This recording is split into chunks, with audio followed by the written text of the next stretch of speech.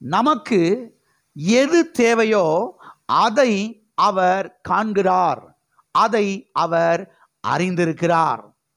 அருமையானவர்களே கவனியுங்கள், நமக்கு எது தேவையோ அதை அவர் காண்கிறார், அதை அவர் என்ன செய்திருக்கிறார்? அறிந்திருக்கிறார்.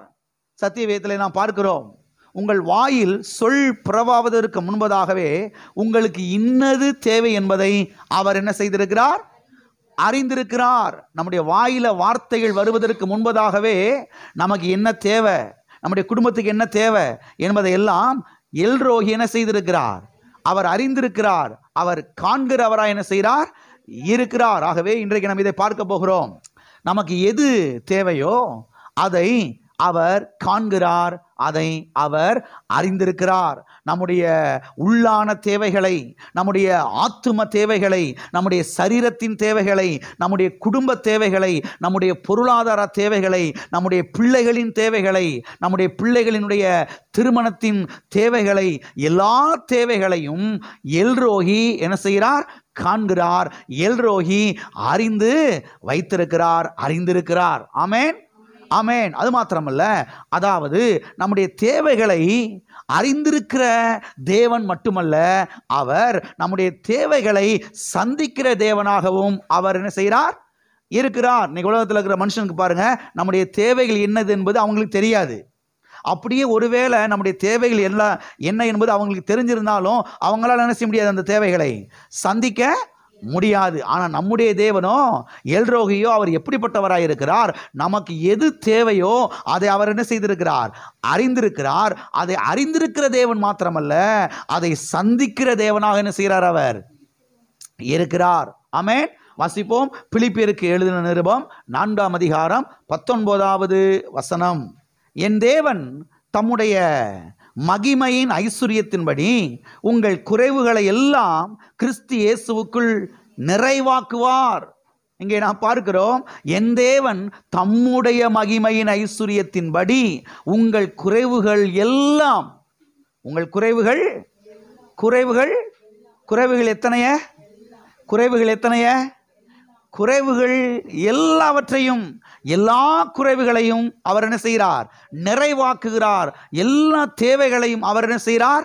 சந்திக்கிறார். உள்ளான தேவைகளை, உள்ளான தேவைகளை, ஆத்தும தேவைகளை, சரீரத்தின் தேவைகளை, குடும்ப தேவைகளை, பொருளாதார தேவைகளை, பிள்ளைகளின் தேவைகளை, பிள்ளைகளுடைய திருமணத்தின் தேவைகளை, எல்லா தேவைகளையும் கர்த்தர் என்ன செய்திருக்கிறார்? அறிந்திருக்கிறார். அந்த தேவைகளை அவர் என்ன செய்கிறார்? சந்திக்கிறார், நிறைவாக்குகிறார். ஆமென். எல்லார் கரங்களை வைத்து சொல்லுவோம், என் தேவன் தம்முடைய மகிமையின் ஐஸ்வரியத்தின்படி என்னுடைய குறைவுகளை எல்லாம், என்னுடைய தேவைகளை எல்லாம் அவர் சந்திக்கிறார், அவர் நிறைவாக்குகிறார். ஆமென். எல்லா குறைவுகளையும், எல்லா தேவைகளையும் அவர் என்ன செய்கிறார்? சந்திக்கிறார், நிறைவாக்குகிறார். எனவே நம்முடைய தேவன் நம்முடைய தேவைகளை அறிந்து வைத்திருக்கிற தேவன் மட்டுமல்ல, அவைகளை சந்திக்கிற தேவனாகவும் அவர் என்ன செய்கிறார்? இருக்கிறார். அவர் நாமம் எல்ரோஹி. அவர் நாமம் எல்ரோஹி. வாசிப்போம். ஆதியாகமம் 15ஆம் அதிகாரம் 1வது வசனம். இந்த காரியங்கள் நடந்த பின்பு கர்த்தருடைய வார்த்தை ஆபிரகாமுக்கு தரிசனத்திலே உண்டாகி அவர், ஆபிரகாமே, நீ பயப்படாதே, நான் உனக்கு கேடகமும் உனக்கு மகா பெரிய பலனுமாயிருக்கிறேன் என்றார். இங்கே கர்த்தர் ஆபிரகாமுக்கு தரிசனத்திலே தோன்றி அவர் என்ன சொல்லுகிறார் என்றால், ஆபிரகாமே நீ பயப்படாதே, ஆபிரகாமே நீ என்ன செய்யாதே? பயப்படாதே. பக்கத்தில் கையை பிடிச்சு சொல்லுங்க, பயப்படாதீங்க, தைரியமா இருங்க. ஆமென். கர்த்தர் பாருங்க, ஆபிரகாமுக்கு தரிசனத்தில் தோன்றி ஆபிரகாம்கிட்ட சொன்ன முத வார்த்தை என்னன்னா, ஆபிரகாமே என்ன செய்யாத? பயப்படாதே. கவனிங்க, பயப்படாதே என்று சொன்னாலே அப்ப ஆபிரகாம் எதை குறித்தோ பயந்திருக்கிறான் என்றுதான் அர்த்தம். அப்படித்தானே? தரிசனத்தில் தோன்றி ஆபிரகாம் நீ பயப்படாத அப்படின்னு எடுத்த உடனே சொல்றாருன்னா, அப்போ ஆபிரகாம் என்ன செய்திருக்கிறான்? எதை குறித்தோ பயந்திருக்கிறான். எதை குறித்தோ ஒரு பயம் அவனுக்குள்ள என்ன செய்திருக்கிறது? இருந்திருக்கிறது. பயந்திருக்க வேண்டும் என்றுதான் அதனுடைய அர்த்தமாக இருக்கிறது. சரி, ஆபிரகாம் எதை குறித்து பயந்திருக்க வேண்டும்? அவன் எதை குறித்து பயந்தான்? ஆபிரகாம் எதை குறித்து பயந்திருக்க வேண்டும்? எதை குறித்து அவன் பயந்தான்? வாசிப்போம் 2வது வசனத்தை. ஆதியாகமம் 15ஆம் அதிகாரம் 2ஆம் வசனம். அதற்கு ஆபிரகாம், கர்த்தராகிய ஆண்டவரே, அடியேனுக்கு என்ன தருவீர்? நான் பிள்ளை இல்லாமல் இருக்கிறேனே. தமஸ்கு ஊரானாகிய இந்த எலெயாசர் என் வீட்டு விசாரணை கர்த்தனாய் இருக்கிறானே என்றான். இவன் சொல்றத பார்த்தா அங்கே என்ன செய்யுது? இவன் எது குறித்து பயந்தானோ அதுக்கான பதில் அங்க என்ன செய்கிறது? இருக்கிறது. இங்கே அவன் சொல்லுகிறான், இங்கே சொல்லப்பட்டிருக்கிறது, நான் பிள்ளை இல்லாது இருக்கிறேனே. நான் எது இல்லாமல் இருக்கிறேனே? நான் எது இல்லாமல் இருக்கிறேனே? நான் பிள்ளை இல்லாது இருக்கிறேனே. எனக்கு பிள்ளை இல்லையே, எனக்கு வாரிசு இல்லையே என்று ஆபிரகாம் என்ன செய்கிறான்? இங்கே சொல்லுகிறான்.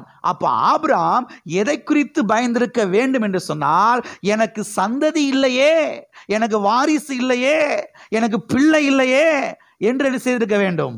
பயந்திருக்க வேண்டும். இவ்வளவு சொத்து இருக்குது, இவ்வளவு வசதிகள் வாய்ப்பு இருக்குது, இவ்வளவு வேலைக்காரர்கள் இருக்கிறாங்க, கர்த்தாவே நீ இவ்வளவு தூரம் ஆசீர்வதித்திருக்கிறீரு, ஆனா எது இல்லை? பிள்ளை இல்லையே என்கிற ஒரு கலக்கம், ஒரு உணர்வு, ஒரு பயம் அவனுக்குள்ள இருந்திருக்குது. எனவே தான் கர்த்தர் தரிசனத்தில் வந்த உடனேயே அவனை பார்த்து சொல்றாரு, பயப்படாத ஆபிரகாமே, பயப்படாதே என்று சொல்லுகிறார். எனவே தான் பாருங்க, கர்த்தர் தரிசனத்திலே ஆபிரகாமிடத்திலே அவர் சொன்னார், பயப்படாதே. அதை மாத்திரம் சொல்லிட்டு அப்படி நிறுத்திடல. நல்லா கவனிங்க, பயப்படாதே அப்படின்னு சொல்லிட்டு அப்படி நிறுத்திடல. அடுத்து சொல்றாரு பாருங்க, என்ன சொல்றாரு? நான் உனக்கு கேடகமும், நான் உனக்கு கேடகமும், நான் உனக்கு மகா பெரிய பலனுமாயிருக்கிறேன் என்று சொல்லுகிறார். நான் உனக்கு கேடகமும் மகா பெரிய பலனுமாயிருக்கிறேன். நல்லா கவனிங்க, நான் உனக்கு மகா பெரிய பலனுமாயிருக்கிறேன் என்று சொல்லல. கவனிச்சிங்களா? மகா பெரிய பலனுமாய் இருக்கிறேன் என்று சொல்லல. சொன்னாலும் தவறு கிடையாது, கர்த்தர் நமக்கு பலனா தான் இருக்கிறாரு. ஆனா இங்க என்ன சொல்றாரு அப்படின்னா, நான் உனக்கு கேடகமும், நான் உனக்கு மகா பெரிய பலன், ரிவார்டு, நான் உனக்கு பலனை தருவேன், நான் உனக்கு என்ன செய்வேன்? பலனை தருவேன் சொல்றாரு. எனவே எல்ரோகி ஆபிரகாமுக்கு பலனை கொடுத்தாரு, ஈசாக்க கொடுத்தாரு, சந்ததியை கொடுத்தாரு, பிள்ளையை கொடுத்தாரு, வாரிசை கொடுத்தாரு. எல்லாம் இருக்கிறீங்களா? கொடுத்தாரா கொடுக்கலையா? கொடுத்தாரு. அந்த ஈசாக்குக்கு 2 ஆம்பளை பையன் பிறகுறாங்க. அந்த 2 ஆம்பளை பையில ஒருத்தன் பாருங்க யாக்கோப்பு. அந்த யாக்கோப்புக்கு பசங்க மாத்திரம் 12 பசங்க பிறகுறாங்க, பொம்பளை பிள்ளையெல்லாம் சேர்க்காம. அடே அப்பா, பெரிய கூட்டமாக என்ன செஞ்சிருச்சு? மாறிடுச்சு. கர்த்தர் சொன்னார் இல்லையா, நான் உன்னை பெரிய ஜாதி ஆக்குவேன், நான் உன்னை பெரிய கூட்டமாக ஆக்குவேன் சொல்லி. அப்போ பாருங்க, ஆபிரகாமுக்குள்ள ஏதோ ஒரு பயம் இருந்திருக்குது. எனவே தான் கர்த்தர் வந்த உடனே சொல்றாரு, ஆபிரகாம் என்ன செய்யாத, பயப்படாத. எனவே எல்ரோகி இன்றைக்கு உங்களை பார்த்து சொல்றாரு, இன்னைக்கு எல்ரோகி உங்களை பார்த்து சொல்றாரு, நீ பயப்படாத, நீ என்ன செய்யாத, பயப்படாத. அந்த கடன் பிரச்சனையை கண்டு என்ன செய்யாத, பயப்படாத. அந்த வியாதியின் அறிகுறிகளை கண்டு பயப்படாத. அந்த தேவையை கண்டு என்ன செய்யாத, பயப்படாத. அந்த பொல்லாத மனிதனுடைய அச்சுறுத்தலை கண்டு, அந்த பொல்லாத மனுஷியினுடைய அச்சுறுத்தலை கண்டு என்ன செய்யாத, பயப்படாத. நான் உனக்கு கேடகமாயிருக்கிறேன், நான் உனக்கு பாதுகாப்பாயிருக்கிறேன், நான் உனக்கு மகா பெரிய பலனுமாய் என்ன செய்கிறேன், இருக்கிறேன் என்று கர்த்தர் உங்களுக்கு என்ன செய்கிறார்? சொல்லுகிறார். எத்தனை பேர் விசுவாசிக்கிறீங்க? கர்த்தர் எனக்கு கேடகமாய் இருக்கிறார், கர்த்தர் எனக்கு மதிலாய் இருக்கிறார், கர்த்தர் எனக்கு கோட்டையாய் இருக்கிறார், கர்த்தர் எனக்கு அரணாய் இருக்கிறார், அவர் என்னை பாதுகாக்கிறார், அவர் எனக்கு பலனை தருவார், அவர் எனக்கு அறுவடை தருவார், அவர் எனக்கு விளைச்சலை தருவார். ஆமென். இதெல்லாம் நீங்க விசுவாசிக்கணும். எல்ரோஹி நிச்சயமாய் உங்களுக்கு என்ன செய்வார்? பலனை தருவார். வாசிப்போம் புதிய ஏற்பாட்டிலே 1 பேதுரு 5ஆம் அதிகாரம் 7வது வசனம். அவர் உங்களை விசாரிக்கிறவர் ஆனபடியால் உங்கள் கவலைகளை எல்லாம் அவர் மேல் வைத்து விடுங்கள். அவர் உங்களை விசாரிக்கிறவர் ஆனபடியால் உங்கள் கவலைகளை எல்லாம் அவர் மேல் என்ன செய்து விடுங்கள்? வைத்து விடுங்கள். எத்தனை கவலையை அவர் மேல வைத்து விடுங்கள்? பாதி கவலைய. ஆண்டவரே பாதி கவலை நீங்க வச்சுக்கோங்க, பாதி கவலையை நான் வச்சுக்கிறேன். பெரிய பெரிய கவலையெல்லாம் நீங்க வச்சுக்கோங்க, சின்ன சின்ன கவலையெல்லாம் நான் வச்சுக்கிறேன். அல்லது பெரிய பெரிய கவலையெல்லாம் நான் வச்சுக்கிறேன், சின்ன சின்ன கவலையெல்லாம் அப்படி சொல்லல. கர்த்தருக்கு என்ன சொல்றாரு?